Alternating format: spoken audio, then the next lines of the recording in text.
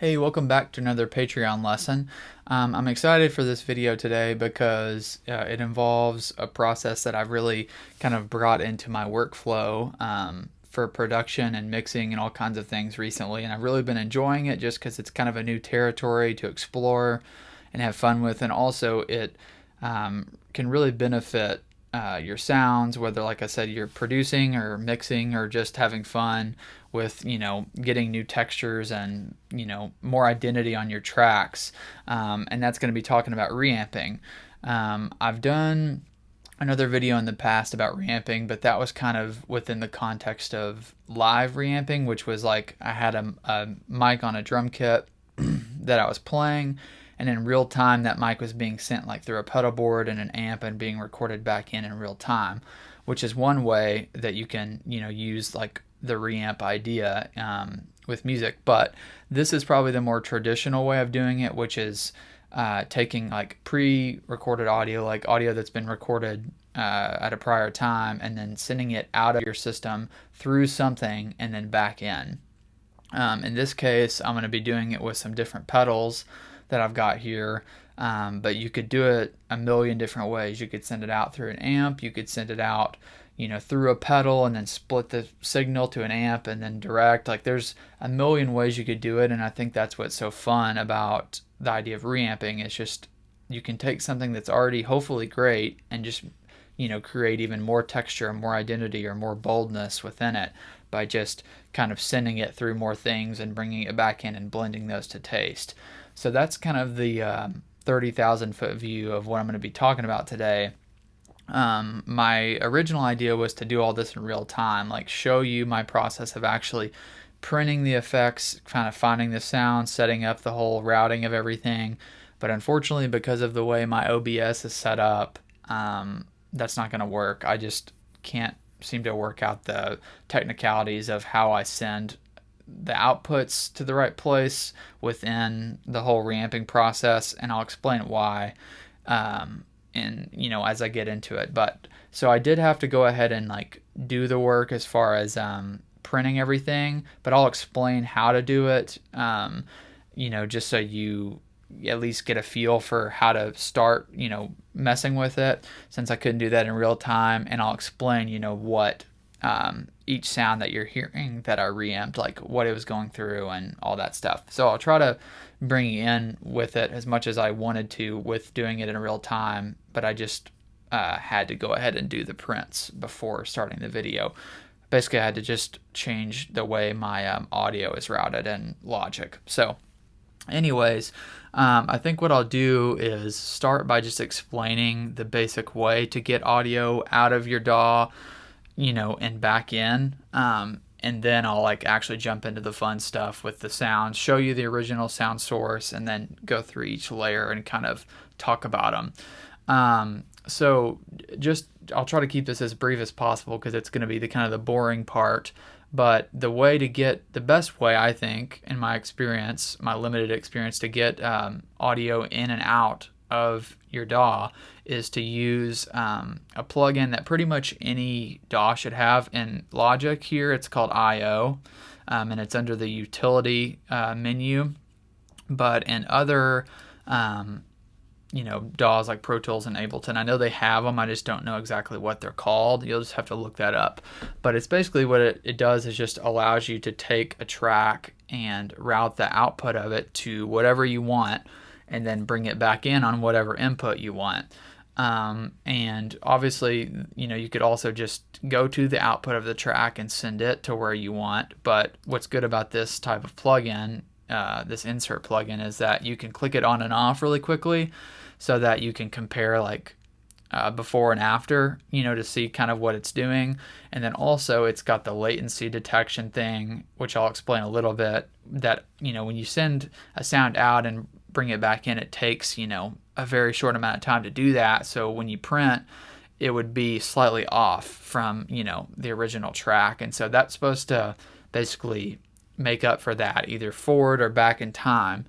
Now, I'll be honest, I'm kind of still trying to dial this in on my system to get it to work perfectly, but currently I do have to like usually print something and then manually drag it a little bit to make it perfect as far as like phase and how I want it to feel with the existing track if I'm not completely replacing it by the reamp, which is kind of the context of this. I'm doing the reamps more as like layers up under the original sources instead of replacing the original sources. But everything I'll talk about is the same idea pretty much. It's just what your goal is.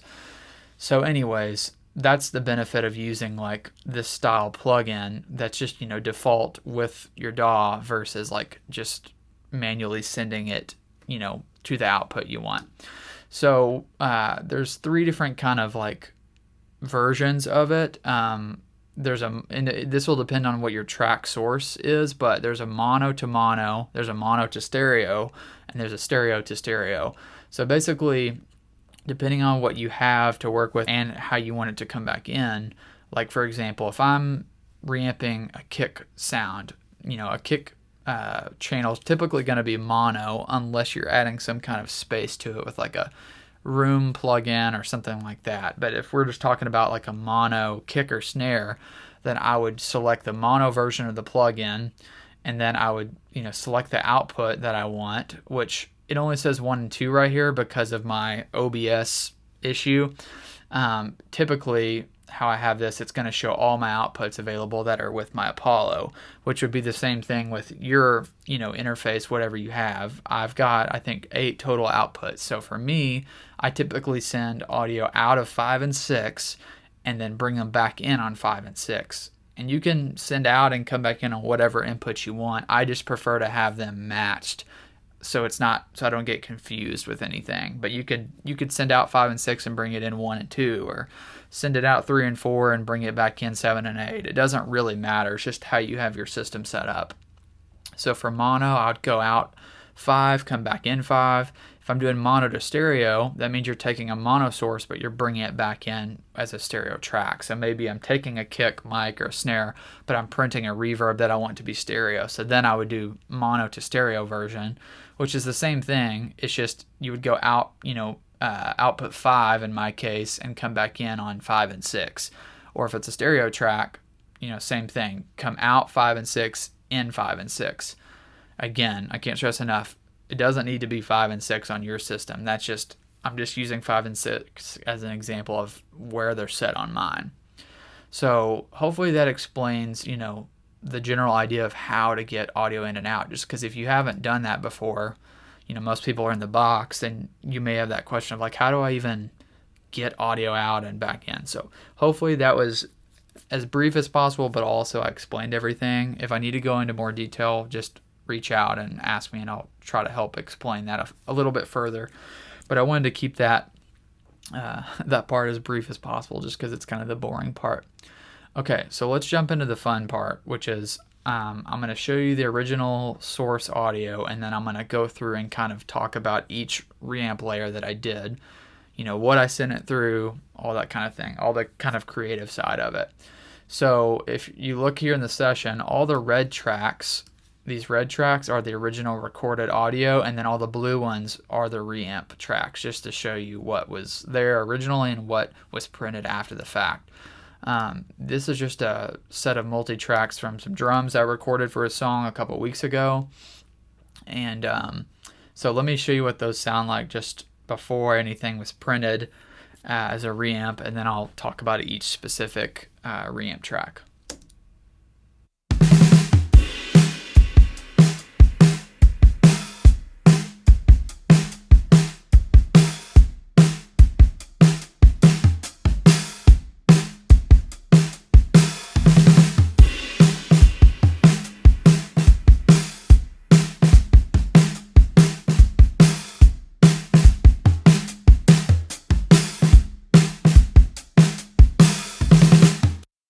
Alright, so those were the original drums. Those do have some processing on them and everything.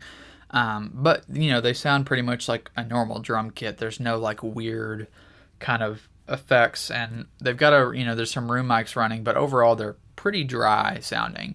So, when I did the reamp layering that I'll show you here in a second, I purposely wanted to go for, like, pretty bold, kind of heavy identity sounds that, if they were the main main sound and not meant to be blended in as like a parallel layer, they might be like too much, too heavy-handed.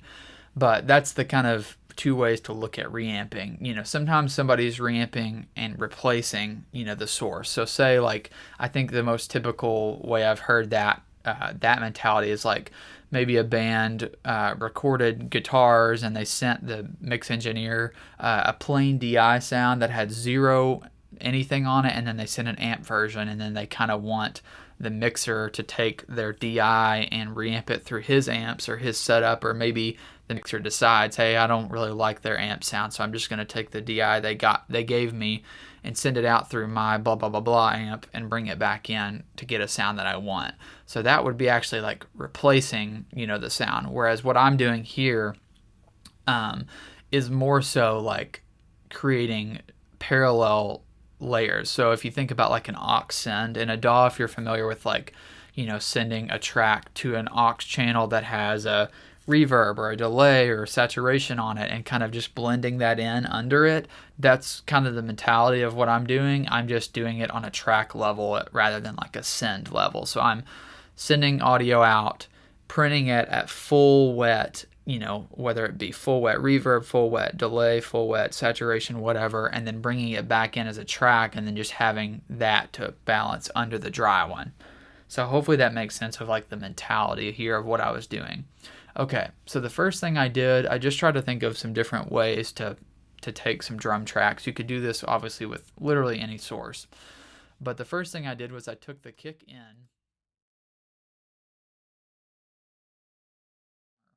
whatever. So endless possibilities. It's super fun, and I think, like I said, it just kind of adds uniqueness, identity, boldness, whatever.